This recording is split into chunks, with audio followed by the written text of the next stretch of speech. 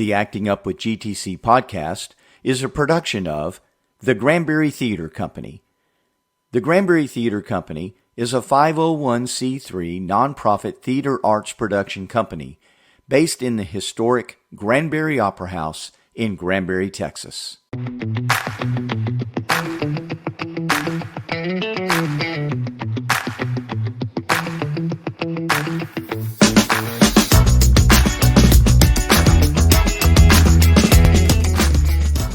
Welcome to Acting Up with GTC, the official podcast of the Granbury Theatre Company, where we pull back the curtain and give you a behind-the-scenes look at everything happening at the historic Granbury Opera House. All right, welcome to the Acting Up with GTC podcast. My name is Micky Shearon. I'm Matt Beutner. And we are so excited to have you join us on another episode of the Acting Up with GTC podcast. Woo! Yeah, here we are, man. It's early August. Mm-hmm. Midway through season 3-ish. Yeah. Ish. Midway through year 3.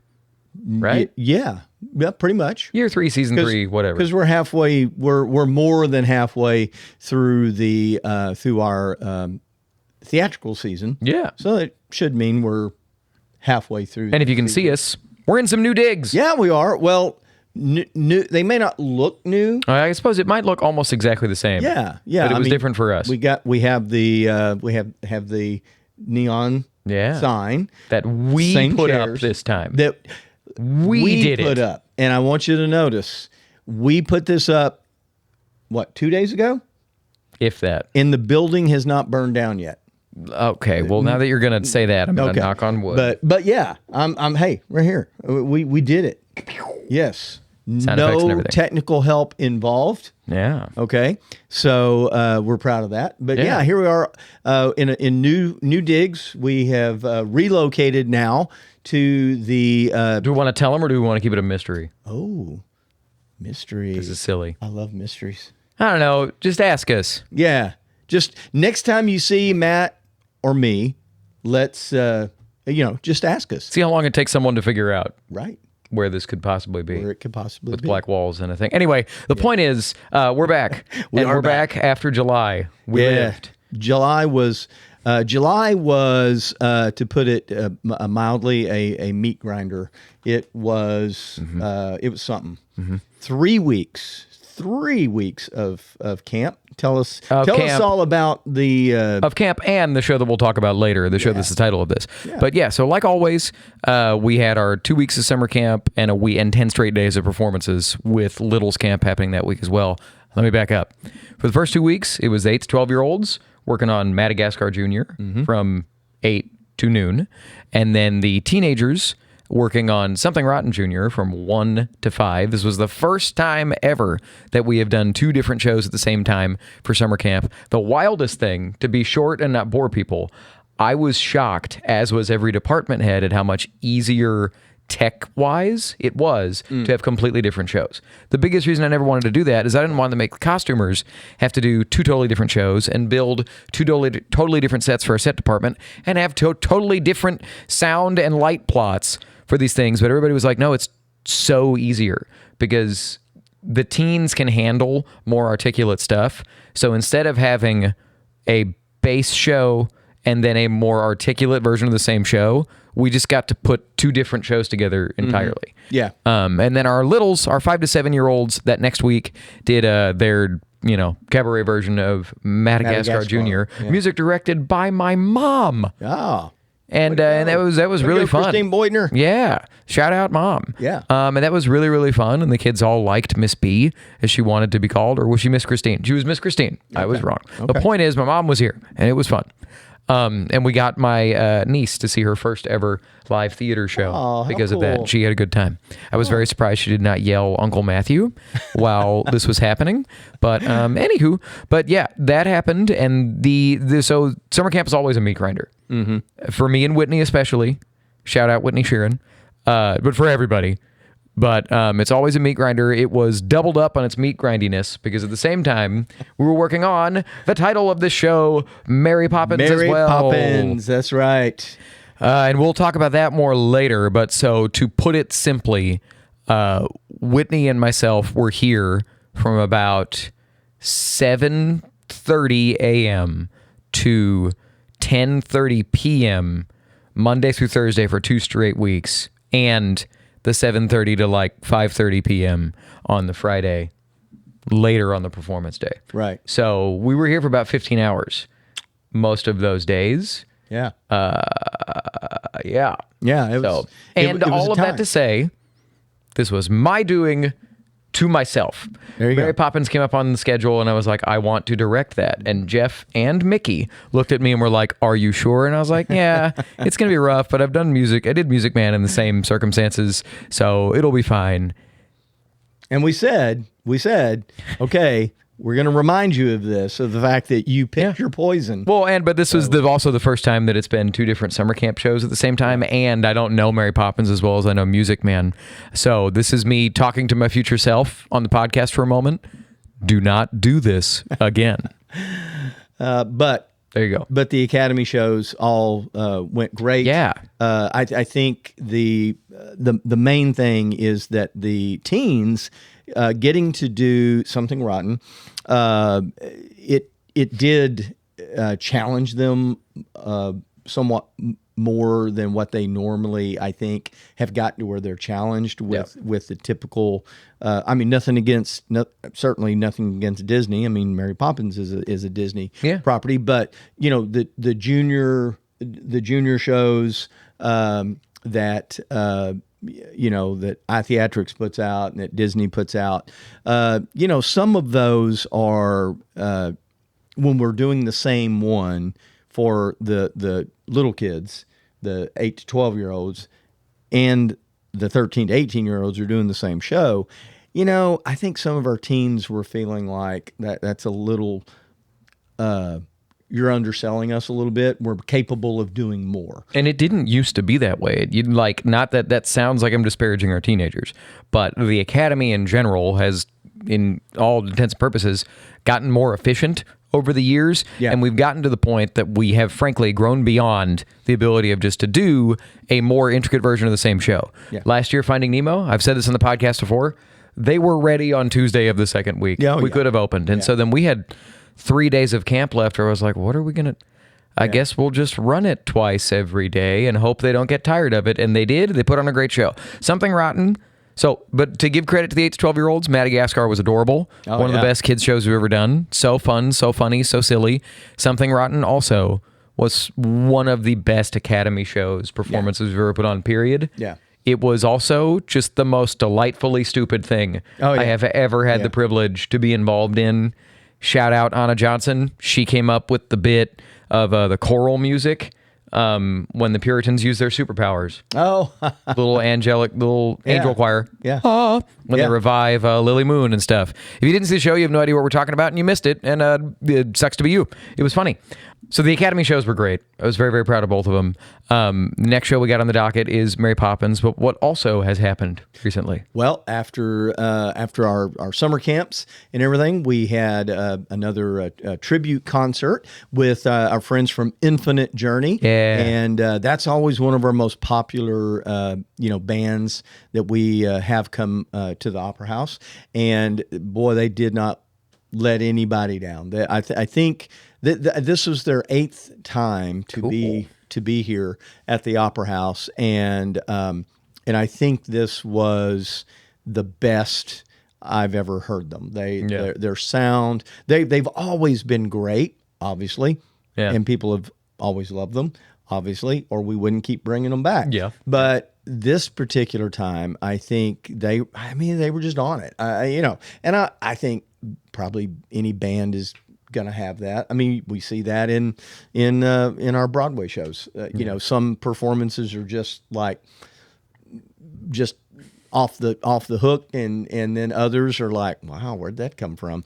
And so, but Infinite Journey was fantastic. 3 completely sold out performances. Cool. And so that's always nice to see. And so if the boys from Infinite Journey are watching or listening, thanks a lot, guys. We look forward to having them back next year. Yeah. But we got that put to rest and jumped right into Mary Poppins Tech Week this week, and Tech Week's been going well. And here we are. We're recording this on Wednesday, August what is today? The 5th.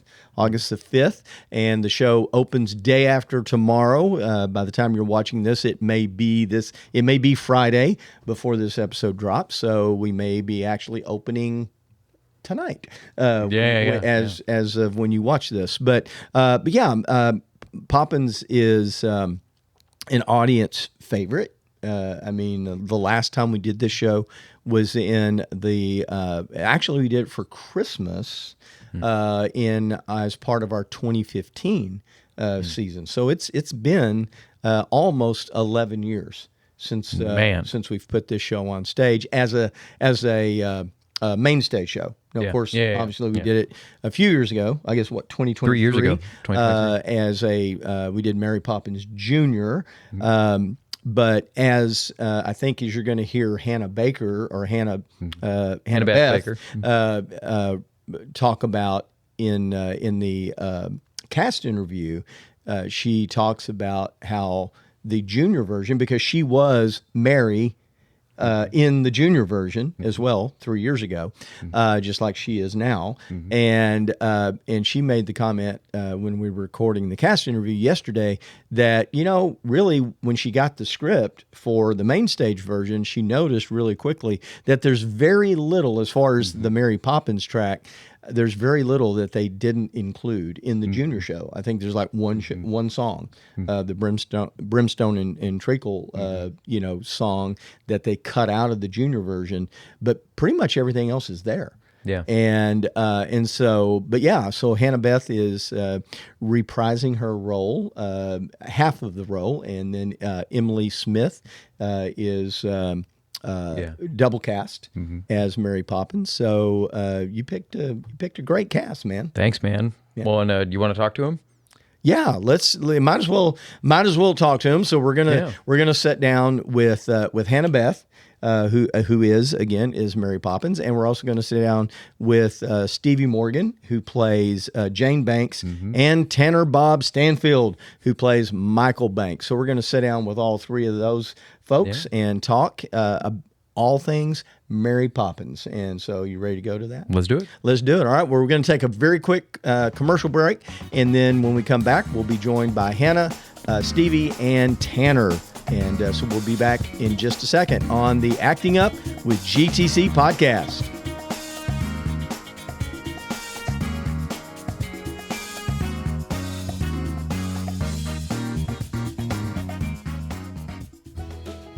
Hey, this is Micky Shearon, talking to you today about my buddy Joe Jones with 5P Roofing and Construction. 5P Roofing and Construction is your local roofing and general contracting company.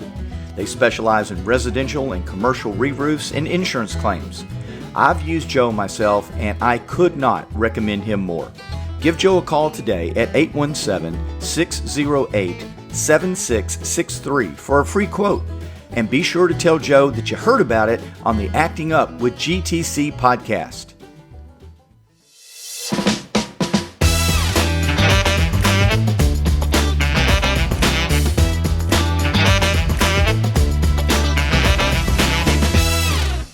All right, we are back on the Acting Up with GTC podcast. My name is Micky Shearon. I'm Matt Beutner. And we are really excited to be joined by three members of the cast and, of course, the El Director of GTC's upcoming production of Mary Poppins. Yeah. Woo-woo-woo. Yeah, I've been looking forward to this show. So let's start over here on my left. Introduce yourself and tell us what role you're playing in the show.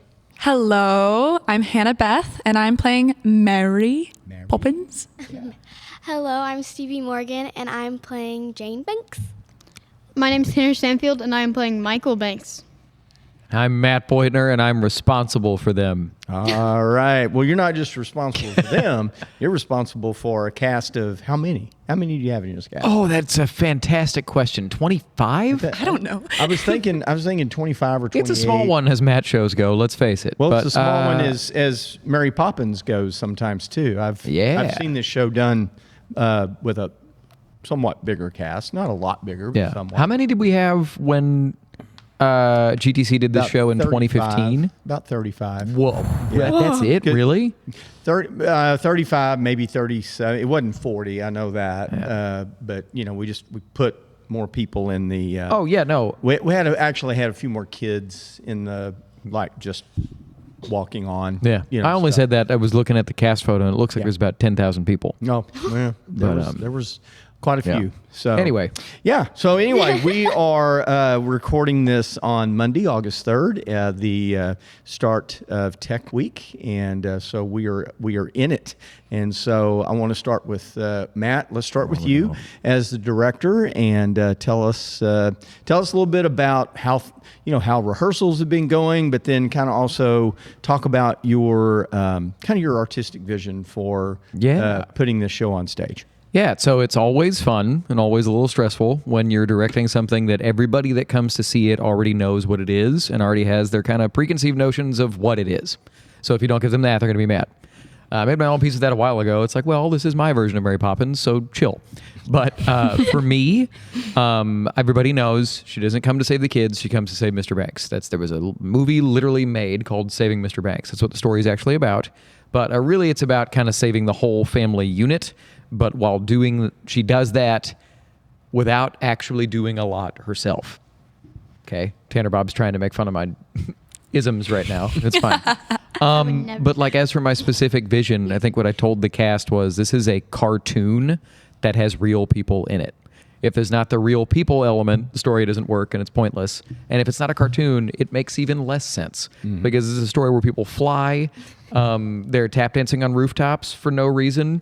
All of the bankers might as well be robots. There's a guy named Admiral Boom lives on their street and talks about exclusively in nautical terms everyday life. And not to mention a talking shop where she sells words. Mrs. Corey. Conversations. Sells conversations. Yeah. So you can't think about it too hard, but it has to have a heart. So I really needed to get a cast together that could do all of that stuff, and we have done that, and it's been going very, very well. That said, we've reached Tech Week, which is where all of our work gets put into a blender and kind of blown out all over the place, and then we actually see what the show is. So I'm really excited to start that process. Yeah. But yeah, everything's been really good so far. Cool. And it's going to keep going good. It's just, it's always different. Well, yeah, and of course we've all done enough shows to know that once Tech Week starts, every successive night there's something else being thrown at you. You get tonight you'll get a few costume pieces. You'll get mics. Tomorrow you get full costumes, and then props, and then and we're just adding stuff every night just to throw a new wrinkle at you. And of course, this show along with everything else has the flying. Well, and then the last thing I'll say before I'll quit yapping so we can actually get to the interesting people. But the interesting thing about Mary Poppins, it being the second time I've directed it in one form or fashion, you lose a couple of those rehearsals the week before Tech Week exclusively to the flying. So the flying is smooth and great and done and ready, and y'all are going to love it. But it's always interesting. Usually the week before Tech is when you're running the show to death. And we didn't necessarily get to do that this time, but you don't really get to with Mary Poppins. It's kind of weird in that way. But enough of me. Let's go to somebody else. Yeah. Well, let's bounce it over to Hannah first and talk about Mary Poppins. And this is not the first time you've played this role. Tell us a little bit about the first time you've played this role. I played this role once before. 3 years ago this summer, a part of the Academy production. So it was Mary Poppins Jr., so a little different. But man, once I got the script, I was like, wow, really most of the show was in, or at least for Mary Poppins track, most of the show was in Mary Poppins Jr. There's like one song that's significantly harder that they took out, Brimstone and Treacle. Oh, yeah. Yep. And then just a couple lines here and there, but like for the most part, when I was going through my track and when I fly and when I come on, I was like, oh, huh. It's all the same. Great. Good. This is somewhere in my brain, hopefully. But yeah, it's been really fun because like this was the last show I did before I like went to college and stuff. And now here I am and I'm about to be a senior. And so I feel like I've learned a lot since then. So it's been really, really great to kind of feel like I kind of know what I'm doing a little more. Whereas before I was just like, oh, well, let me try this, which is still what it is. But, you know, I feel a little better about it now. I love Mary Poppins. I love the story. I love the girl. She's a diva, just like the funniest, most entertaining person that I wish I was. So when I saw that they were doing it again, they as in y'all, I was like, oh my gosh, I have to make this work. Like, I have to make this work. I just want to be a part of it somehow. And I had to jump through so many hoops to be able to audition. I don't think I even told you all of them, but I had to I just had to do so many things because the run goes into my school year. Right. So I'm going to have to travel, which is great. I'm happy to do that. But there were things I had to get permission to miss out on, and I had to get lots of things signed. But even the head director of my opera musical theater program at Oklahoma City University is happy that I get to be a part of this production. Oh, nice. So, well, I was going to say, I mean, I don't even want to say most of the time, but a lot of the time, you don't get that latitude. A lot of college programs are pretty possessive and restrictive as to how much they let their students, or if they let their students do anything outside the college program. So that really kind of, I think that speaks well of your director that they're on board with you doing stuff. Right. The only reason he was hesitant is because it was going to be difficult for me. And he was like, I just want to make sure that this is going to be worth it for you. And I said, oh, trust and believe. This is going to be worth it for me. And I'm not regretting a single second of it. So cool. Well, all right. Well, we'll come back to you in just a second.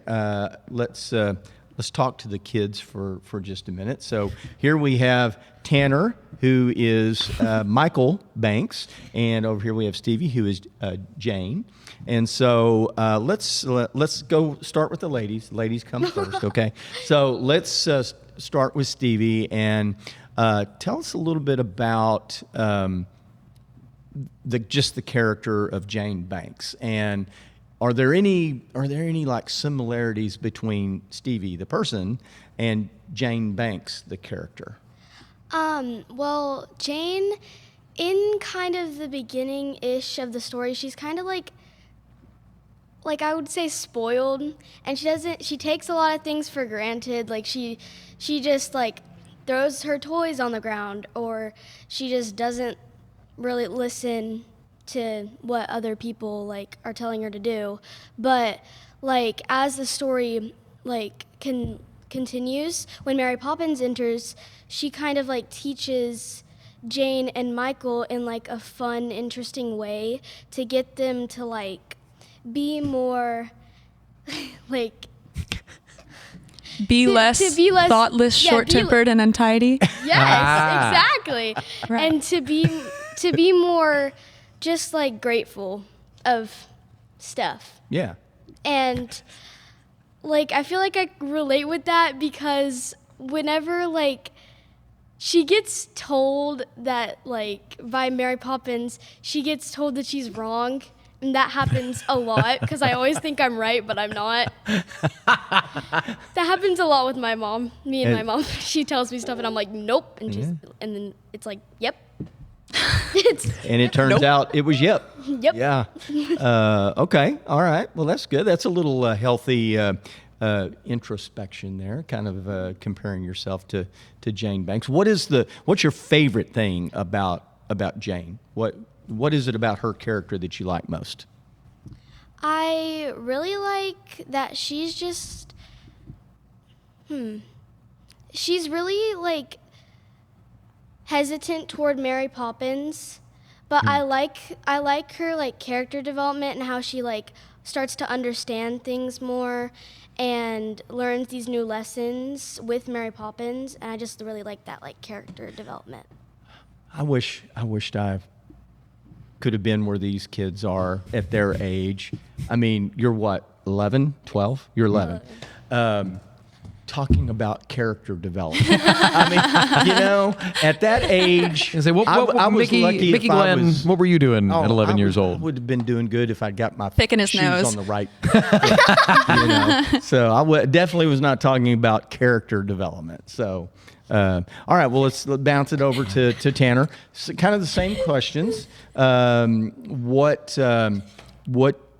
do you see? Are there any similarities in Michael Banks and the real life Tanner Bob Stanfield?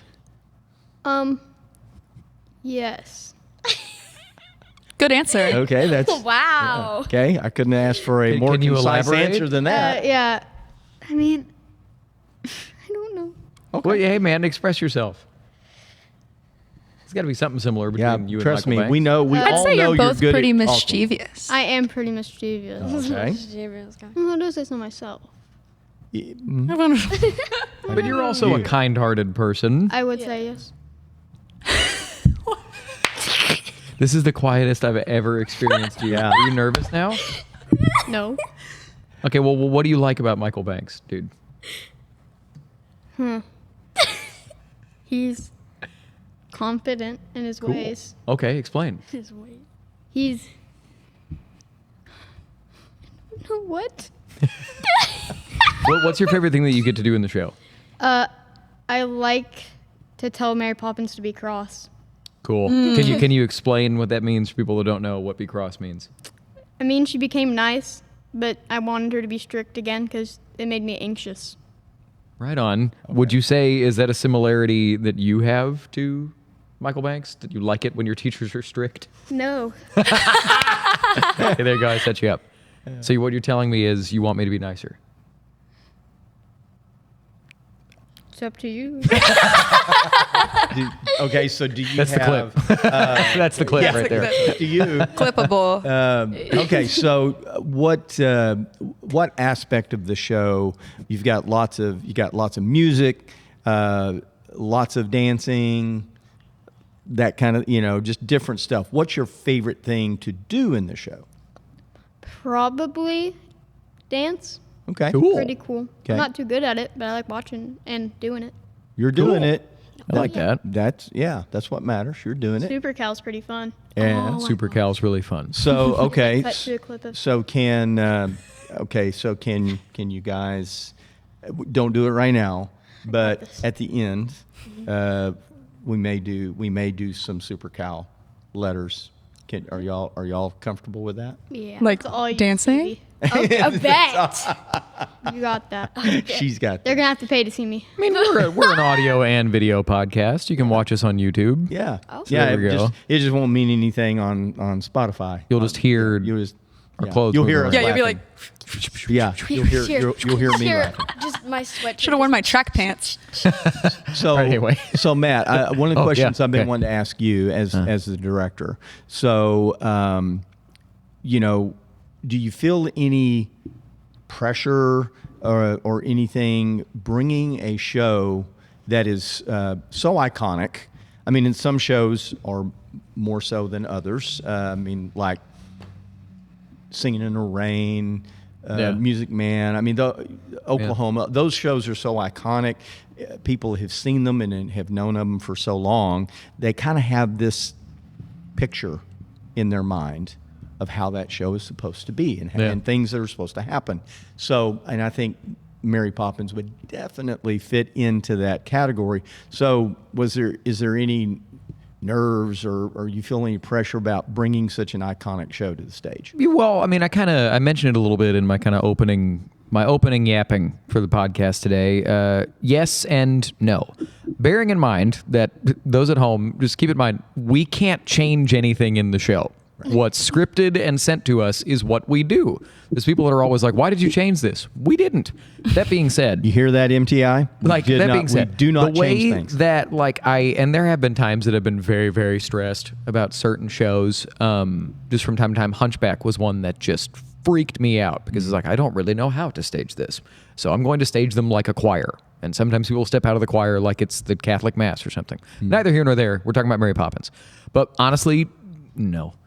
I guess that I don't mean that in a cocky way that I think my show is perfect. I think that I've been very, very fortunate to assemble a cast that will be collaborative and try to give me what I ask for. And same thing with the whole production team. So at the end of the day, if this week goes smoothly, which I'm sure it will, always has so far, we have created my version of Mary Poppins. So what I can say is I love this show, and it's very clear what it is. Like, my goal with directing isn't to do something that people like. It's to put what I would like most out of that scene on stage and to make it so inescapably clear what we're trying to communicate in every single moment. So the audience might like it, they might hate it, but they're going to know what's going on in every moment. And I'm going to be sitting there going, yay, I like this. And so if other people don't, cope. Oh my gosh. Honestly. But that's how it is. Like, directing is having opinions, and directing is being collaborative, and directing is trying to give everybody a cohesive vision that we are going to push for. I'm not saying that I've made a Tim Burton version of Mary Poppins. Far from that. I've tried to make a very, very faithful adaptation. But so pressure, no. Responsibility, yes. Oh, in that I want to put forth my best effort to give everything I have towards this thing. So I guess when I say, if you don't like it, deal. If you don't like it, I guess just trust that we put everything we had into this. Does that make sense? Yeah. No, it makes really good sense. So that's what but I mean, I've been very fortunate, thanks to you and this company, to direct a lot, especially lately. 3 shows at once will never happen again. This was the time. Well, and summer camp and this. Just for the record, that was your choice. It was my doing. But you know what? I just realized, and I don't know how I haven't thought of this before. There was another time that I directed summer camp and the musical at the same time, and it was Music Man, and it was this. This was the summer camp show that was happening at the same time. It was Mary Poppins Jr. It was Mary Poppins. And Music Man at night. So I don't know what it is about Mary Poppins that when that show comes around, I'm spinning multiple plates, and I looked straight at Hannah Beth, and I wanted to say, just so that it's, because obviously she was involved both times as Mary. Hannah did not get this role precast. That did not happen. Neither did Emily. No. Neither did, with the double casting of it. I've said this before, but I want it said on this podcast because I don't want people to be like, he just cast his Academy kids. After callbacks ended and we had several Marys that were all fantastic, I looked at the rest of the production team and said, guys, I can't say. I need to hear who y'all liked most for Mary first, because I want to make sure I'm not crazy and I don't want to be like a homer here. Right. And they were all like, no, it's Emily and Hannah. And I was like, okay, great. Then I'm not crazy. How many did you have audition for just for the role of Mary? 7? Well, called back, I think we had 8. That sounds right. Audition, either interested in Mary or exclusively for Mary, was probably like 25 people. Whoa, seriously? I think, yeah. It's a popular role. Yeah. A lot of people have that on their bucket list of roles that they want to do. I mean, we've kind of danced around it, but it's one of the most iconic music theater, one of the most iconic movie roles ever. She's the best. Julie Andrews, like this movie made Julie Andrews, right? Yeah. And people still watch that movie 60 years after it came out. Oh, and by the way, I'm not Julie Andrews. Yes. What? Really? Well, and that's the other thing. If anytime you're like adapting anything or doing it's you have to do your version of something. Let's just put Julie Andrews up on the shelf and acknowledge that's a fantastic thing. You got to do your version of it while still being respectful to the source material, but be willing to bring something new to the table. So that's what I would say. Very insightful. A lot of tangents there. Sorry, everybody. No, that's good. But talking is kind of what I do for a living. Wow. Okay, so all right, so Tanner, let's give you another run at it. Okay, no, no. Well, you've got your mic adjusted now, so we Should be might as good. well give you an opportunity to talk. Okay, Got it, Tanner. You got this. So, all right. So now, little known fact that Tanner, who is how old now? 13. At what age did you retire? You have come out of retirement after you retired at like age 6. You pronounced and made sure everybody here knew that you had retired, right? Uh-huh. Okay. Well, he didn't. To be fair, it's not like he called a press conference. Well, He just told me face to right, face. right. But it has become somewhat legendary and lore around the Granbury Theatre Company that Tanner was doing stuff, and then he felt the need to retire and step away, and now you've come back. What made you decide to come back? That you wanted to continue doing musical theater? My mom made me. Okay. All right. She made you do this, or she made you do No, that? she made me camp come that back to summer? summer camp. Okay. After I was 6. Okay, all right, She knew I enjoyed it. okay. Well, And you've done a lot since then. I've been in 36 shows. what? 36? 36? Not since then. No, my whole career. Cool. Career. I have a notes app. Dude, that's He has a rad. notes. Keep I need that to up. add. Yeah. Okay. He writes Okay. it down and he counts every time. Okay. Dude, that's cool. I have one too, Tanner. That's Keep it up, because yeah. one day you'll be like, I don't know, 50 or something, and you'll be like, which show was that in the summer of 2017? Oh, I don't have dates. Well, try to put dates as much as you can. They'll mean more to you when you're older. Yeah, But yeah. that's true. Which show was that at the Granbury Theatre Company back in 2026? I'm gonna get to 100. after the retirement. Yeah. After the After your retirement. second retirement. Second retirement. So, all right. So let's bounce back over to Stevie. Stevie, what is you've kind of been on a roll here for a while. You have just tell us since just this year, since January, the shows that you've done and the roles that you've played in those shows. Since January, correct? Yeah, just in So- 2026. I've done some tech stuff, but that doesn't really count. I've done 101 Dalmatians here, Cruella de Vil. I've done Mockingbird, To Kill a Mockingbird. I did. And you were scout. And I was scout. You were scout in that. And I did the summer camp, Madagascar. I was Marty, the zebra, and then I think that's it up to this one That's it. Well, no, we're talking about, you said shows she's done recently. this year. Yeah, Oh. yeah, just this year. Yeah, but you were doing well, and you also had one act play at school. And where do you go to school? AMS. Okay. For some reason, For my those who brain- don't live in Granbury or Acton, what is AMS? Acton Middle School. Okay, Cool. All right, cool. We don't go to Alita. But you were also doing one act play, and 101 Dalmatians. in 101 Dalmatians, And Mockingbird. and To Kill a Mockingbird, all at the same time That was at one point. insane. I remember during Tech Week of 101, we were just talking about this. Me and Matt, we were just talking about this.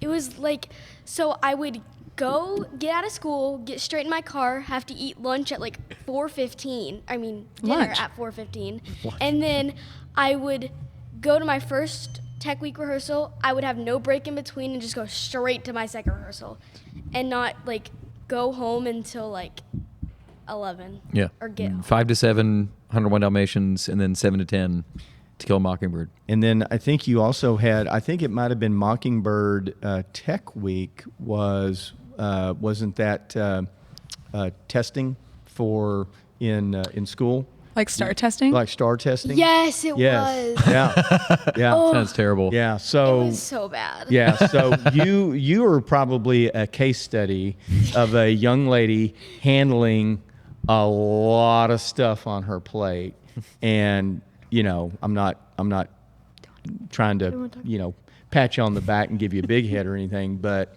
I've been very impressed with how well you have handled all of that and juggling all it. Because frankly, I think you've handled it as well, if not better, than a lot of adults that I know that have had that much stuff on their plate. So, kudos to you. Yeah, you've done a great job. Yeah, and your parents. Yeah, and Oh my definitely your parents. If I ever, even if it's like a school award, if I win any tiny award, I'm going to thank my mom and dad for driving me back and forth to rehearsals. Well done. Every Well done. single day. Yes. Hold on to that. Yeah, yeah, because it is a commitment for the parents. It really, really is, and we all know. I mean, you're all either Academy kids or have been Academy kids, and how much your parents have to sacrifice. So I mean, you can only always- drive yourself the last 2 years of being in the academy. Yeah. So otherwise, you're just, walking to the theater, which is, kind of a beat down, or getting your parents to. 13-minute walk. I mean, Tanner's whole family's in the show. That's true. That's crazy. Yeah. And that happens. Actually, that also happened in Mockingbird. Your entire family. Yeah, you were also in Mockingbird And Music Man. And Music Man. But you've been, your whole family was in Mockingbird. Your whole family is in this show. So that's another thing that we love. Just that families have the opportunity to come out and do theater together. That's kind of a cool thing. So, Love my family. you love your family. Oh, there you go. Good job. Well done. I Good have job. to say that because it made it sound like I didn't. Oh, Oh, there you go. so Hannah, what is something I've been wanting to ask you? Mm-hmm. Okay, so you were here as an Academy student. You've done a lot of shows other places as a kid and as a teen. Now you've kind of moved on into the adult world, and you're in college in a very highly competitive college program. So what's different? What making those jumps, those moves? Okay, and I can tell you, we know there's going to be another jump after you graduate. There's more to come. So, but tell us what's the difference in maybe how you prepare yourself or just how you prep for shows. I mean, between when you were just a teen, maybe a freshman or a sophomore in high school, Yeah. and now, I mean, how do you approach that? Oh, it's the world of a difference. Well, first of all, in any show that's at my school or the only other, at other places, usually you'll get the script beforehand and you're memorized by the first day of rehearsal, all your music and your lines. So this process was already super different because I got my script the first day of rehearsal. So I was going to rehearsals and trying to memorize. I'm not very good at memorizing things. Matt can attest, and it's okay. We're working on it. So that's way different because when the only thing I have to work on is memorization, character work, or table work, whatever you want to call it, and vocal work, and then bringing that to the rehearsal process, things work a lot differently than putting it all together at the same time. And then when I was doing stuff at the Academy, I really didn't do anything but just think about the character and just really studied the script. But now I actually kind of have a method. I like to really read everyone else's lines a lot, and I look for subtext and everything, and I do that with the songs too, which I for some reason never thought was an option. But it's still spoken word, and it's still very important. I look for beats and all of those things that everyone preaches or says they're the worst, but I find it really makes the whole thing come together, and it can expose some things that you would not have found otherwise. also in the rehearsal process, I try to look for what I need as an actor. So if I need something from my stage, okay, well, I guess sometimes when I need stuff from you, I just like, you as in these kids, I just physically move them. But that's on me. I shouldn't be doing that. But that's also, No, I feel like, it's- I mean, that's perfectly valid because in a show where you're their nanny. Right. So know it's, what I it's a mean? character. So- Well, and it's kind of the Yeah. it's kind of the I think the teacher blood coming Right. out in Yeah. you. A little bit. So, but well, and it was funny. One time I moved Tanner and he was right, and then Matt like got onto him, and I was like, oh, Did I sorry. really? I was like, sorry, that was me. Like I moved him. Oh, man, that was the one time. But anyway, so like I've kind of learned now, like if I need something from my scene partner, I could be like, hey, could you try to give me something like this so I could bounce off with try this. And I've only had to do that a couple times, but it's just, it makes it more collaborative. And yeah, a bunch of yuppie stuff. But I actually feel like I've done work on the show instead of just being like intuitive about everything. Yeah. So I'm very, very proud of not only what everyone has done, but like, you know, the work I've put into it. So Yeah. happy You to should show be. it off. You Yeah. should be. Well, and so the last thing I want to ask you is because you have been where these guys are right now. Yes. Okay.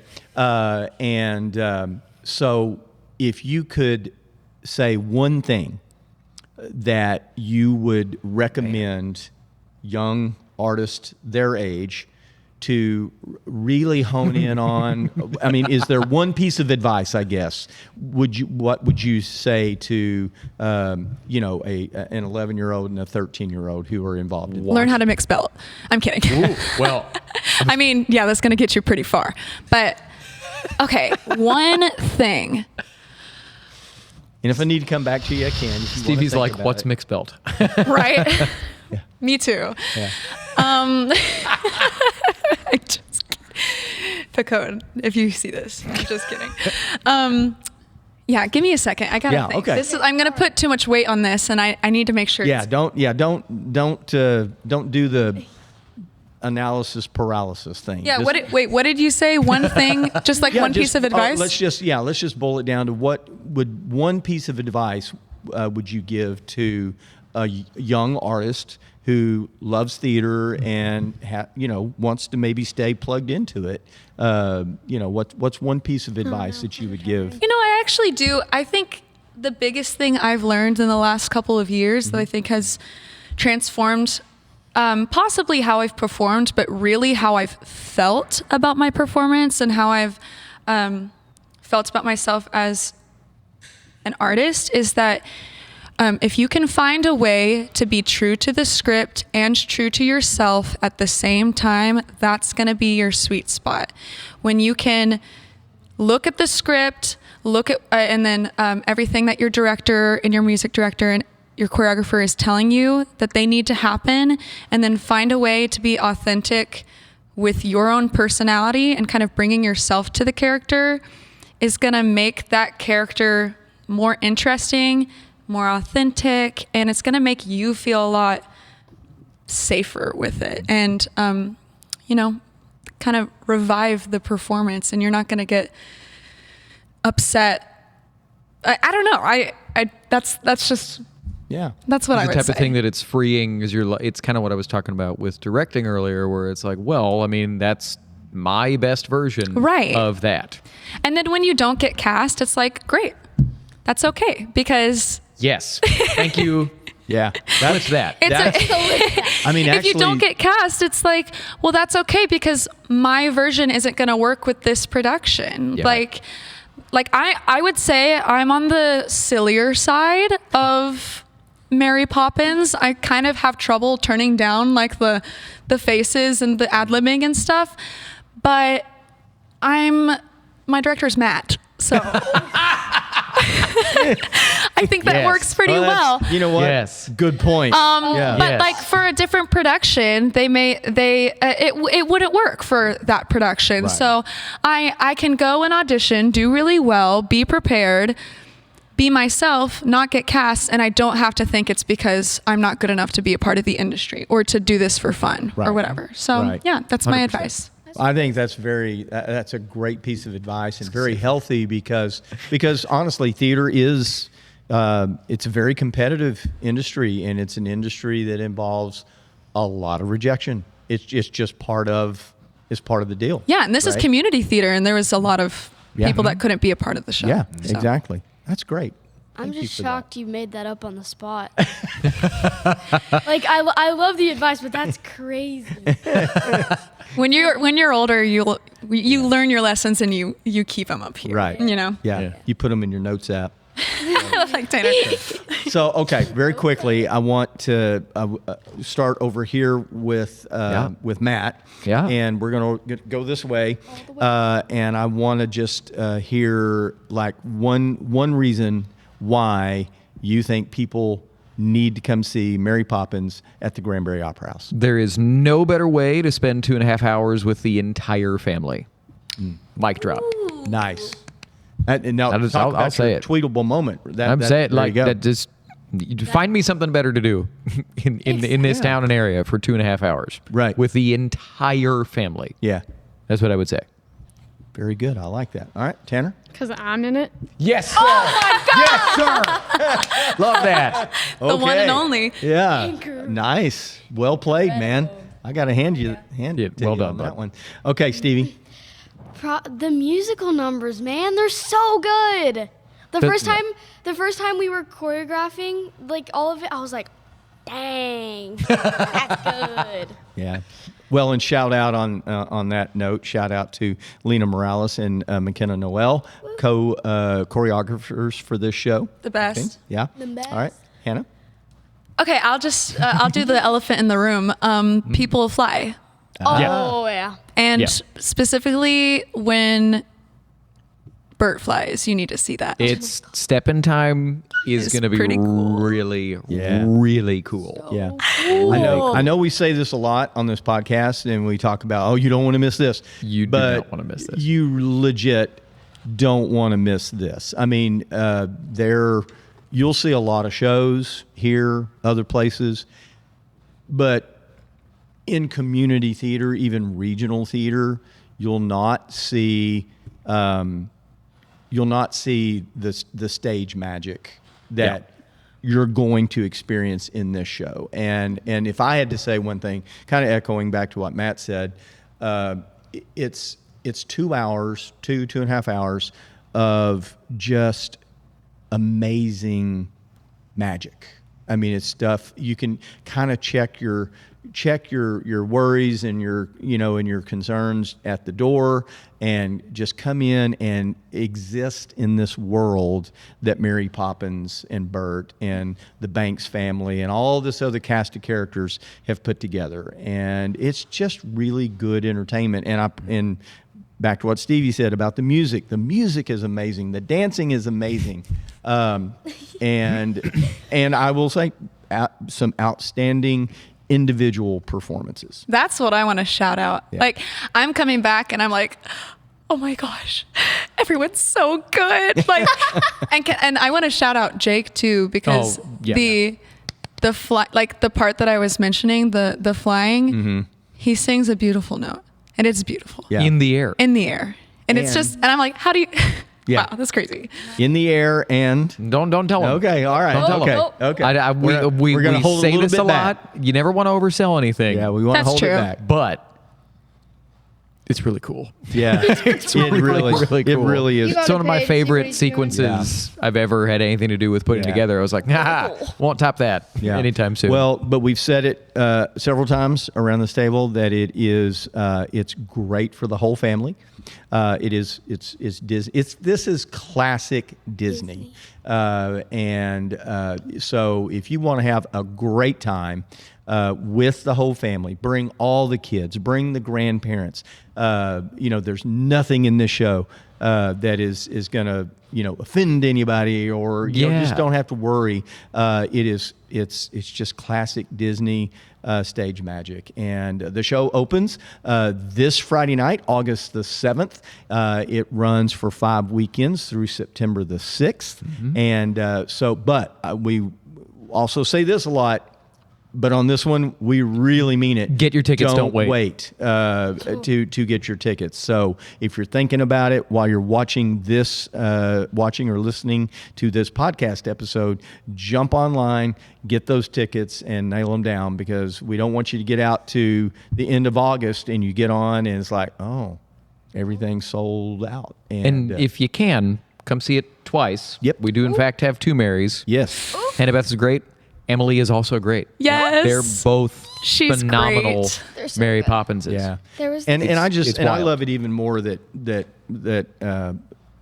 both Hannah and Emily, both are Mary Poppins, are good friends. I didn't. Friends. I didn't Best wanna- friends. Best friends. They went to school They together. share a brain. Yeah, they that's really why I'm do. nervous for when we part. Oh, I don't want to think about that. No, I mean like when we're not both doing the run, like when we're not like in the same room. yeah, I'm gonna you be like, be here. wait, Emily. Yeah. They're not gonna turn and look, and I'm not gonna have anyone to like make silly faces at. Right. It'll be you. Yeah. Oh yeah. There you go. I got you. There, It's And different, you. buddy. there you go. All right. Well, listen, thank you guys very much. I know you have to get ready for tech rehearsal tonight. Yeah. But Hannah Beth, Stevie Morgan, Tanner Bob Stanfield, and Matt Beutner, thanks for being with us on the podcast today. And, Thank y'all so much. Yeah. All right. Thanks, Opening y'all. night, Amazing. Friday night, August 7th. Get your tickets. Come see us at the Granbury Opera House. And we will be right back on the Acting Up with GTC podcast.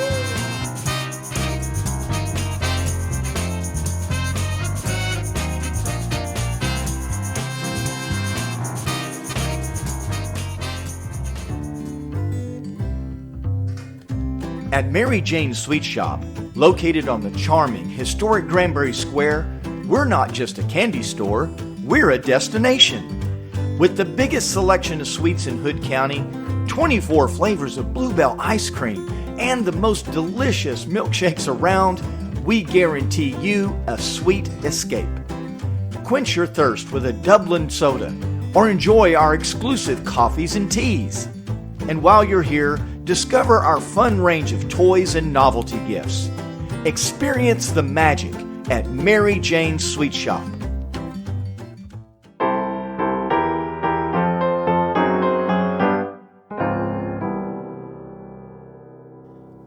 All right, we are back on the Acting Up with GTC podcast. I remain Micky Shearon. I remain Matt Beutner. Yes, you do. All right, and we want to send out a big thank you to Hannah Beth Baker, to Stevie Morgan, and to Tanner Stanfield for joining us. Had a great conversation with them about all things Mary Poppins. Yeah. And I tell you what, I think people are going to be blown away with the quality of all the aspects of this show. I mean, Hannah and Emily Smith both do a phenomenal job with the role of Mary Poppins, and that is not an easy role. So 2 days into Tech Week, myself and the Marys have all gone, oh, right. There are a lot of props in this play. Like so many more than we kind of even realized when we were talking through it, kind of for no rhyme or reason. And like I said in the interview, we cannot change anything in the script. So it's not like we can just take props away. Right. So she's constantly reaching into her bag or her pockets that I had to ask the costumers to add. Just because for whatever reason, it kind of escaped me that she needs to produce all of these things at different times, seemingly out of thin air. Right. But unfortunately, magic is not real in real life. Our job is to make you think that magic's real even for a Right. second, but it's not actually real. It's a very involved role. There's a lot of things to remember. There's a lot of coming and goings. There's a couple quick changes. There's a decent amount of lines. There's a really hard classical music. Not that belting isn't hard, but in my opinion, singing with vibrato is a little bit harder to get a little bit on my pretentious music theater track. It is a very hard role. Also want to give credit. I don't know if we talked about him on the interview. Jake Hamilton crushes Bert. He's Yeah. so great. Yeah. I'm not going to say he's going to make you forget about Dick Van Dyke, but he's great. The whole cast is phenomenal. Like Micky said, all aspects, we're killing it. We're still working. We're gonna be working down to the wire on this one just to fine tune all the elements here. But sound design, light design, scenic design, Costumes. There's a choreography. There's a ton music. of costumes. There's more. If you haven't figured it out by now, if you've been listening to the show for a while, there is more going on into making these shows happen than I think people more than I know that people realize. Yeah. Because I'll meet people and I'll say that I work here, and they're like, "Oh, what shows are you in?" And I'm like, not so much anymore. Yeah. But I direct a lot, and they're like, "Oh." And I've had a conversation with people where they're like, "Oh, well, I like the actors; they do the work," and I'm like, they do, but all right, take care. Yeah. Nice to talk to you. Yeah. There's a lot that goes into making tell me things you're not happen. a theater person without saying you're And I get it. You watch it and you're like, man, them actors are great. But there's a whole lot of people that work really hard to make the actors look like they know what they're doing. Yeah. They have to also know what they're doing or the show's a poo-poo. But there's so much work that goes into this thing. Yeah. I don't know where all this tangent came from. But well, I think it's good that we give a shout out, obviously, to the people that you don't see on stage, because all of those technical elements it's really like a giant soup recipe that all of this stuff just gets.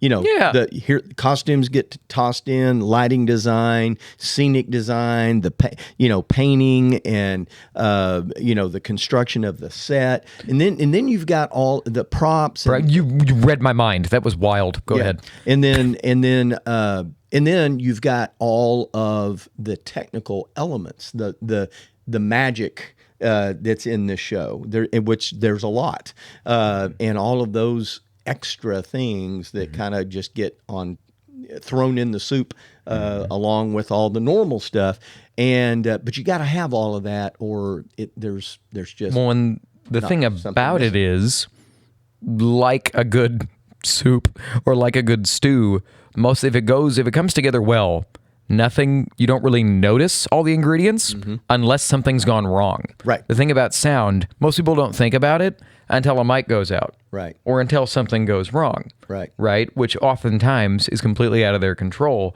But if it all goes smoothly, there's so many things going on that you don't even notice are there.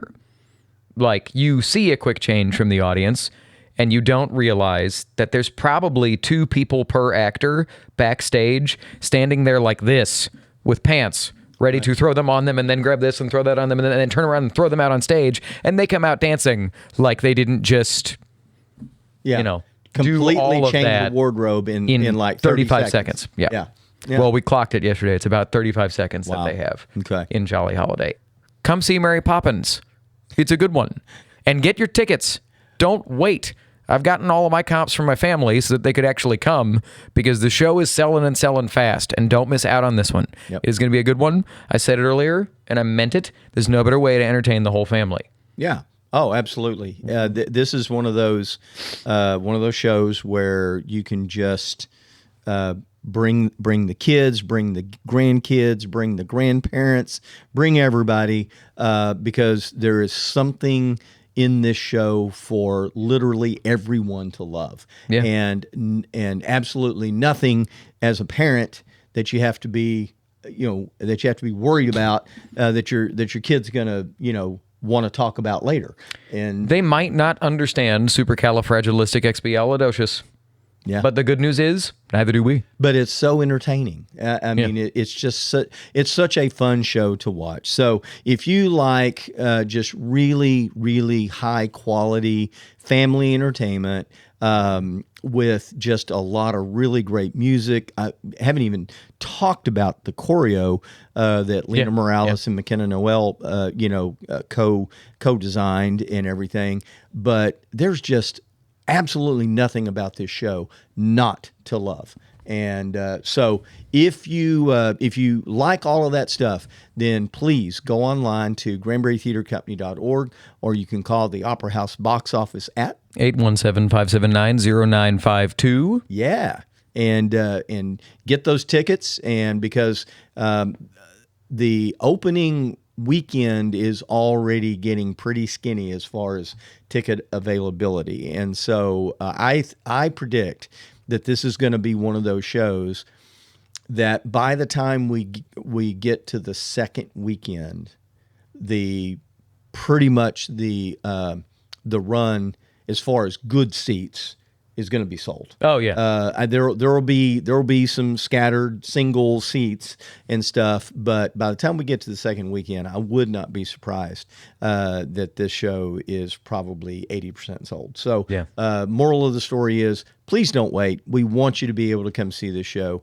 You need to see this show, so don't miss out. Cool. And then of course we got a great fall lined up. We've got another tribute concert coming up after this show closes, and that is our tribute to the Beatles with Liverpool Legends. And then the very next weekend we've got our big fall production of Footloose that's opening up. And as a matter of fact, we are having, I think, audition videos are due this Sunday night For Footloose? for Footloose. Yes. Doesn't Gatsby come first? No, Footloose comes next. Sorry, guys. I've been a little. I got a lot going on. Yeah. No, Footloose is next, and audition videos are due this coming Sunday night by 11:59 p.m. So if you're interested, if you're listening or watching this, and you're interested in being a part of Footloose, get those audition videos in, and then they'll be having callbacks next week. And so believe it or not, Footloose is right around the corner. Wild. You want to talk about harmless fun? Oh yeah, yeah, cool. Yeah, it's gonna be cool. Cool. So yeah, I think that's all we've got for today. That's all we got for today. All right. Well, we are ready to back out of here and get on to. We have 40 minutes to get to tech rehearsal on this Wednesday night. So we hope to see all of you on opening weekend at Mary Poppins. So get your tickets and come see us at the Granbury Opera House. Bye.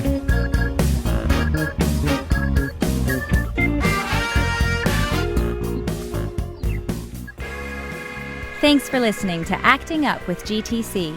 To support the podcast, visit our Patreon page, patronize our sponsors, and come join us for an upcoming production at the Granbury Opera House. Subscribe to the podcast anywhere you get your podcasts, and be sure to tell us what you think of the show on our Facebook and Instagram pages. Thanks for acting up with us. See you soon.